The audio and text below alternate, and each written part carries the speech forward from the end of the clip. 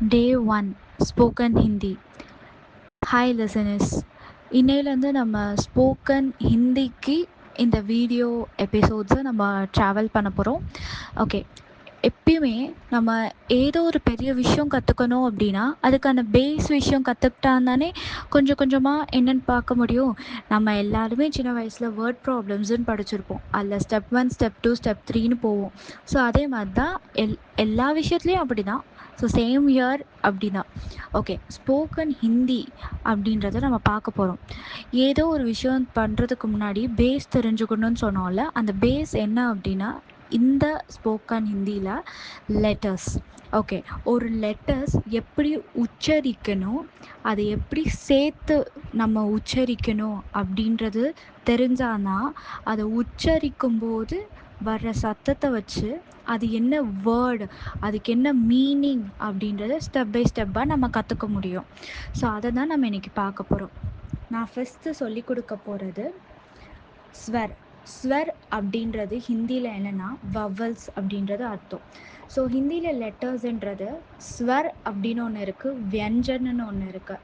First ஸ்வரை பற்றி நம்ம இந்த எபிசோட்ஸில் பார்த்து முடிச்சுடுவோம். இதை ஃபஸ்ட்டு நீங்கள் லேர்ன் பண்ணுங்கள், இதை ப்ராக்டிஸ் பண்ணுங்கள். நெக்ஸ்ட்டு வெஞ்சன் அப்படின்றது நெக்ஸ்ட் எபிசோடில் நம்ம பார்க்கலாம். ஓகே, இது ஸ்வர் அப்படின்றது நம்ம தமிழில் படிக்கிற மாதிரி ஆனா ஆவணா அப்படின்றது தான். ஓகே, நம்ம என்னென்ன அப்படின்றத பார்த்துடலாம். இதுனா ஸ்வர் எழுத்துக்கள். இதுதான் நம்ம தமிழில் ஆனா ஆவணா அப்படின்றது நம்ம படிச்சிருக்கோம். ஃபஸ்ட்டு இதெல்லாம் எப்படி உச்சரிக்கணும் அப்படின்றத நம்ம கற்றுக்கலாம். நெக்ஸ்ட்டு இதை எப்படி எழுதணும் அப்படின்றத நான் சொல்லித்தரேன். அ ஆ இ ஈ உ ஊ ரு ஏ ஐ ஓ ஔ அம் அஹ. இப்போது உங்களுக்கு இதை எப்படி எழுதணும்னு சொல்கிறேன். ஆ அப்படின்னா இப்படி 3 போட்டு, இப்படி ஒரு ஹைஃபன் இந்த மாதிரி போட்டு இது எழுதுறது ஆ. ஆ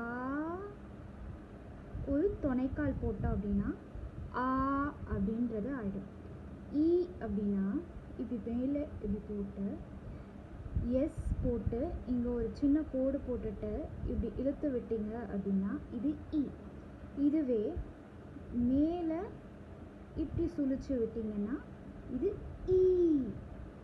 ஊவை இப்படி ஒரு கோடு போட்டு இதுக்கு மேலே இந்த மாதிரி 3 எழுதணும் அப்படின்னா இது ஊ. இதுவே இந்த இடத்துல சுழிச்சு விட்டீங்க அப்படின்னா ஊ. க்ரூ எப்படி எழுதணும்னா கே நம்ம எழுதுவோம்ல இங்கிலீஷில் கே, அதை இப்படி திருப்பி போட்டு எழுதணும்.